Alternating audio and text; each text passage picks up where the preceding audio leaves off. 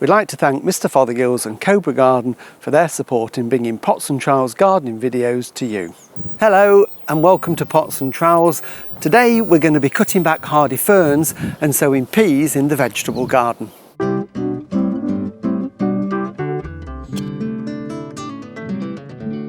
Well, we're in the vegetable garden again, and today I'm going to be sowing peas. This plot here is where I grow all my legumes, so that's your peas and your beans. And I've already got the broad beans in. They're growing nicely and they'll be producing pods the end of June and into July. This is going to be where we're going to put the peas today, and then later on there'll be French beans and runner beans. So it will all be peas and beans in here. Peas are really easy to grow.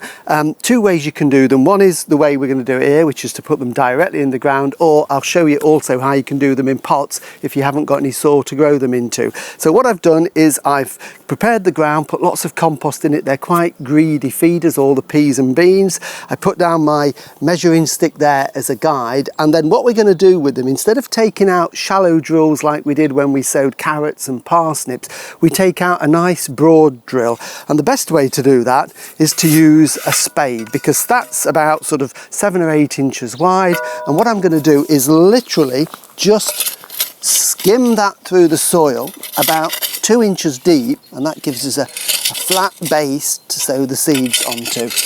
We've now got this nice wide trench there that we can sow the seeds directly onto, and these are pea seeds, lots of different varieties, you know, the lovely old fashioned tall ones that you can get, but I tend to grow the dwarf ones, and particularly like Mange 2, because they're fast growing and you can pick them before the peas develop, and they're great in salads and stir fries, or, you know, with any dinner. And they're just basically dried peas like that when you buy them. So what we're going to do to sow them is very simple. Is you could just scatter them along the row if you want to, but I like to space them out just like this. They're about 2 inches apart. That's what we're aiming for. So we're not going to sow them thickly, a couple of inches apart like that, working the way along the row. And the idea is then they've all got the same amount of room to grow. They will partly self-support each other because they're growing together. They form tendrils, which helps them twine. So I'm going to sow those. I'll carry on and do those in a minute, but I just want to show you. So they go back in the bag. And then basically all we do is to pull the soil back over these with about 2 inches of soil. So it's just a case of pull the soil back over, give that a bit of a tap down like that, just to make sure that it's nice and firm. And the other thing I'm going to do is to give them a drink as well. Despite the fact we had the wettest February on record, March was dry, and my soil is now drying out quickly. So I'm just going to use the watering can at the end and water along there just to make sure it gives them that good start. And finally, if you're sowing them in the garden, they'll need some sort of support as they start to grow. Even though this is a dwarf form, it would flop. So I'm using these. These are good old-fashioned pea sticks that everybody used to use years ago. They're just basically prunings out the garden. Traditionally they were hazel. In fact, my mum used to tell me that my granddad, who if he was still alive would be 126, but years and years and years ago he used to sell pea sticks off the back of his horse and cart around the villages. And it's just a case of pushing some of them in to the ground so that as the peas germinate and grow, they've got some method of support to climb up, and they will also help to keep the pesky pigeons off the seedlings.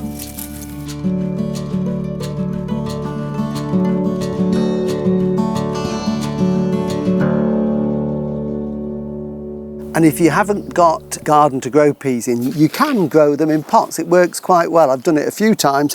Again, choose the dwarf varieties. Pot full of compost about 2 inches down from the top, and then it's just a case of sowing some peas onto the surface. We don't need masses of them, it's just a case of spacing them out a couple of inches apart. If you put them in too thickly, they're going to really struggle and get congested. So just space those over there like that, and then literally another handful of compost over the top of them. Firm them down lightly. And again, pea sticks, so that as they grow, they've got some support. And keep those watered. They can be outside, they're absolutely fine. And hopefully by midsummer, you'll be picking your very own fresh Mange 2 or garden peas from your pots.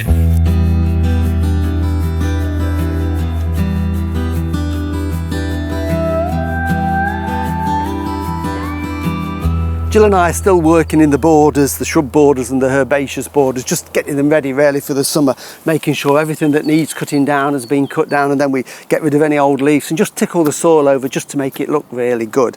This is a piece in a shady border here where we grow ferns, and I really like ferns because all the way through the summer they make this wonderful display of those dark green fronds.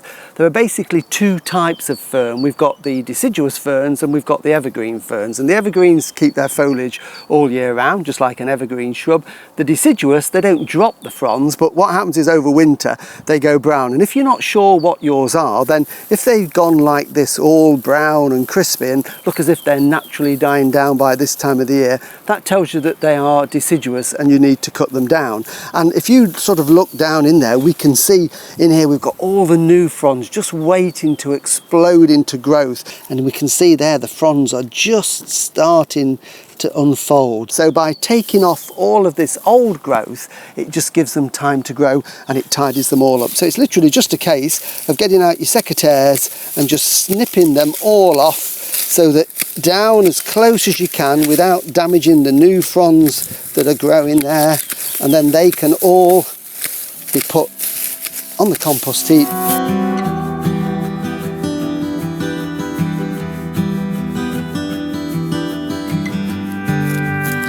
And there you have it, all trimmed down, nice fronds just waiting to grow, and by midsummer that's going to look amazing and really fresh growth.